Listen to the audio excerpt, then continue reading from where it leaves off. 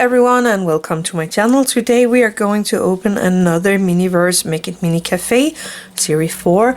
Here you see what is in the ball, and now we are going to make it in 1 to 12. I designed this cup in Fusion 360 and I printed it on my that's an Anycubic Mono SE. I tried to make that bumpy texture on the outside of the cup, but that was not possible for me. I'm not that good. But I actually think this one is cool, and I have an idea to make it kind of look like the cup from the Miniverse Make It Mini kit. I also designed this little thing here so I can place everything on that one while I am using my top coat, my UV resin top coat, to glaze everything so that it will be translucent. I used a tiny bit of museum wax just to keep everything in place. I placed that on that top end on this little 3D print. I will link in the info box below to where you can find the 3D print that I'm working on here, and of course the little cup. I am giving everything my top coat so that it has a nice thin, really thin layer all over. You don't want it to be bulky, you just want it to be shiny so that it is going to be see-through. I have this nice clearish glitter and I'm going to sprinkle that all over the sides where I already put the top coat on to make sure that it is sticking in the top coat.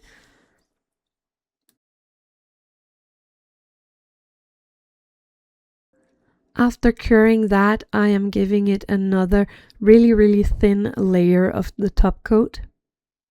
This will help keep the glitter in place. Of course, you can do this without the glitter as well, but then it's just a little see-through cup.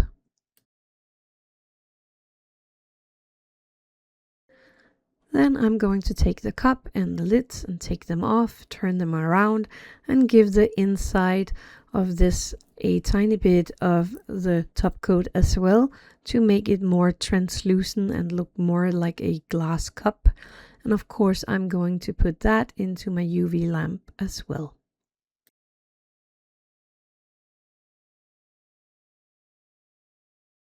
Here you see the cup before top coat, the cup with top coat, and the cup with top coat and glitter on there as well. Subscribe, like, and ring the bell button.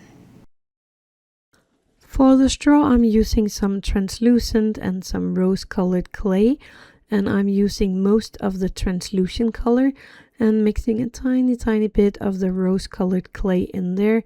I should have used a purple because I think the straw was purple in the original. I mixed that really well together. Then I took one of my thin knitting needles. This is a 1mm knitting needle, and I am rolling this clay around that one, making sure it's not overlaying at the connection. And then I'm just going to roll it a tiny bit around my knitting needle so that it gets thin and nice, and you will have the hole in the straw when this is done. This is my rolling block. I am going to leave a link for my print file for that as well.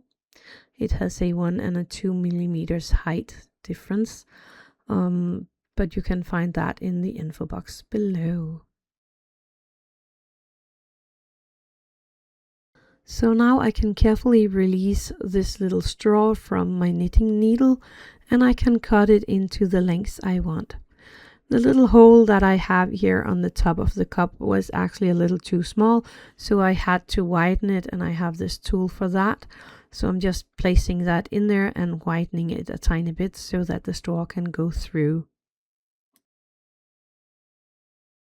I placed the lid with the straw in there on the cup, and I pushed the straw down into the bottom part, and then I'm just cutting it off in length right there. I have this crushed glass that is working very perfect as the ice cubes. It's small, but it would look really nice in there. I actually was thinking for a long time what to do for making this cup in that purple color, and I did not find any solution because I don't want to place these 3D printed things in my oven, so I cannot use my female liquid for it.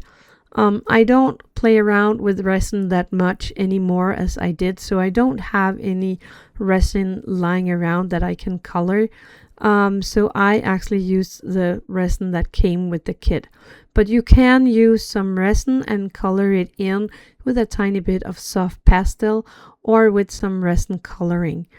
Then I just placed it in my little lamp, and that was it. It took like forever to harden this resin for some reason, but I think the result is pretty nice. But that's it for today. Thank you for watching and happy crafting.